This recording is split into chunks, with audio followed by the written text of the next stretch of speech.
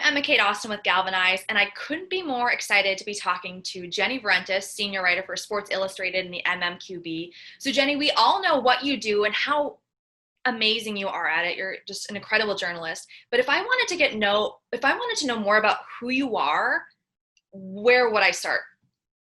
Well, I grew up in State College, Pennsylvania, so I think that's probably a big part of who I am today. I grew up in a college town. My parents both worked for the university. They were in the chemical engineering department. So I think how I was raised was around science and engineering. My sister is a scientist. Both my parents are engineers, so I veered off a little bit. But I think kind of the way I was raised was about, rational thinking, follow the facts, which a lot of that translates to journalism as well.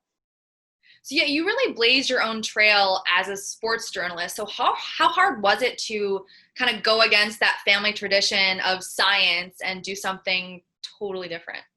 Yeah, it was a little bit daunting. It wasn't a field that I knew anything about. My major in college was biochemistry and molecular biology, like my older sister. So I had always kind of followed in the path of Kathy is my sister's name.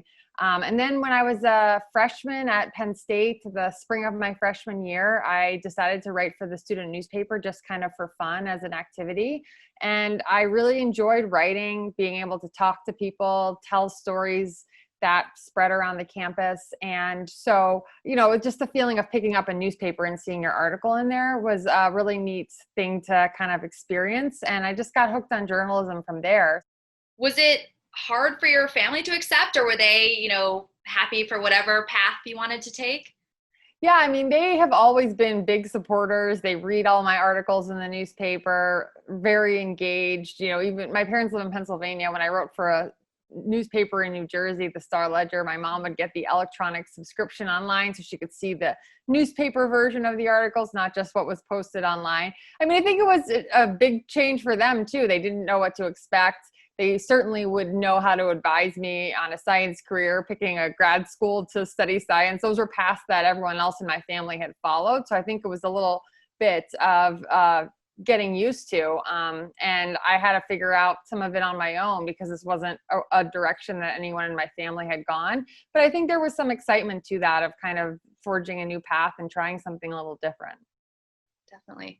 So one of the things I've sort of struggled with as a younger reporter is, going into a locker room or camp and I see all these older kind of veteran reporters, and I feel like I get the sense that maybe they doubt my skills or my experience. Sometimes I just feel like I don't really belong there. So how do you overcome feelings of self-doubt, especially in an industry that's so dominated by men?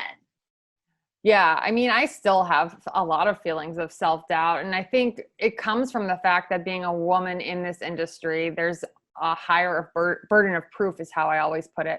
You always kind of have to prove that you deserve to be there, that you know your stuff. It just feels like the bar there of proof is higher for women breaking into the industry. And I think that's something I struggled with early on because you have the balance of when you're doing an interview, you don't want to spend the whole time convincing the other person that you know what you're talking about. That's not what you're there for. You're there to learn from them and hear their perspective and their thoughts on things. But I do feel like sometimes you also want the person to take you seriously. And so I feel like sometimes that's a hard balance to strike. I think you're at a great age right now because you're still, young enough to learn from other people out there, but you all have enough experience where you can give to young reporters. So how do you balance that of, wanting to give advice, but also at the same time, still trying to learn and get better at your craft? Well, I feel like I still have so much to learn that, if somebody asks me for advice, I'm happy to share experiences that I've had, but at the same time, want to hear their experiences and what they've gone through. I think every story you approach is different and there's something to learn from that. So whether a person's done 3 stories or 300, I think there's something to be gained from every experience. And so I try to just constantly learn and be open to new approaches or new ideas. I think a lot of times in this business, you work on a story and you encounter something that you haven't experienced before, or a situation you don't quite know how to navigate, or a different route to get information. And so I try to think about, when I'm done with the story, like, what did I learn from this that I could apply to the next thing? And I think that is one of the neat things about having worked in the business for over a decade, is that there are a lot of touch points. I find myself saying, okay, I remember when I encountered this is the route that I went. Or I remember when I didn't know how to get this piece of information, someone showed me how to do this way. And I think the next time you're more equipped. So you're just kind of adding different skills as you go along. But I think it's important to share, to kind of work together. I have a lot of great colleagues at Sports Illustrated, and we're constantly sharing ideas, approaches, figuring out how to crack a story. Talking to your colleagues is a big part of that. And those can be colleagues that are younger or older than you. How would you describe this moment in history, literally like right now, as I think training camps are supposed to open, next week, with all of this going on? It's kind of crazy, I feel like. Yeah, it's definitely a weird time to be covering sports in some respects, because there's so much uncertainty surrounding the season. I have a lot of mixed feelings about moving forward, right? I mean, we haven't figured out a plan for schools, but yet we're devoting all these resources into making sure sports returns. But certainly sports plays an important role in society as well. And so, there's just a lot of, I think there's a lot of kind of mixed feelings around, how and if the season will be played to completion. But I think more broadly, what's great about covering the NFL right now is that, you're seeing so many players who want to use their voices and want to use their platforms. And, certainly Colin Kaepernick's stance in 2016 took this to a new level, right? And I think we're seeing that continue to increase, and players be more comfortable speaking out and, discussing tough issues and forcing kind of the nation to confront tough issues that have been pushed aside too often. And I think sports has always been a cross section of society. And I have, through my career, I've tried to find some of those stories that touch on something more broadly than just what you see on the field. But I think there's a real willingness right now for athletes to engage, and that's in the NFL, that's in the WNBA, that's across sports. And I think it's great to see athletes feel comfortable that they can discuss issues that really matter to them. And that's really the change that Colin Kaepernick brought. He was marginalized, and his career was, he was pushed to the side in his career because of the stance that he took. But it has really opened the door for so many players to feel comfortable talking about issues and really playing a huge part in this, reckoning that America's having right now about racism and social justice issues.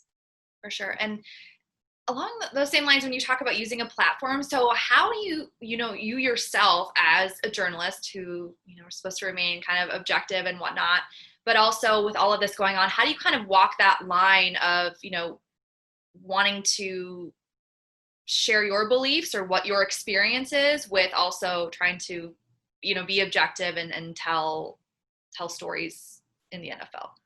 Yeah, I mean, I think now is an interesting time to be in journalism, because I do think that that's morphing, right? I mean, I think there's more of an acceptance of the fact that while journalists need to be objective in the stories that they're covering, they're also humans that participate and move through society and want to be able to bring those experiences into their writing and their reporting. And I think it's impossible to say that your experiences as a person don't impact how you see things, how you report, how you write. And I think that an acknowledgement of that and sort of opening the door for some of those perspectives to show up in journalism has been a important shift. And I think it's an interesting one. And I think maybe we don't have all the answers of how it works out and what lines are, what they aren't. And I think that's maybe something that, we're all kind of grappling with right now. But I do think, just the recognition that